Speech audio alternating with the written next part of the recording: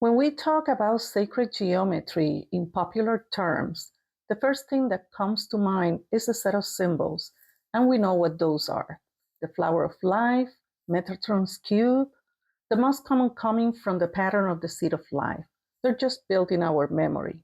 But we never think of everything that surrounds us, like nature, buildings, and even sounds, much less things like poetry with its rhyme and cadence, or a complete work of music that communicates powerful messages without words.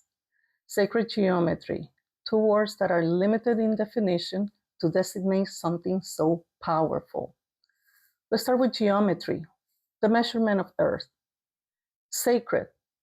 We can take the dictionary definition or choose our subjective meaning. But what if you're not religious? Does that mean you don't understand the meaning of sacred, nor have a definition of your own? We can go so many places with that, but that's for another day.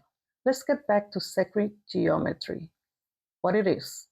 Sacred geometry is a body of knowledge, a field of study to some, or maybe to all of us, but above all, it is the code of creation, the relation of form, fit, and function in the master design, and is manifested in all living things and the works we create.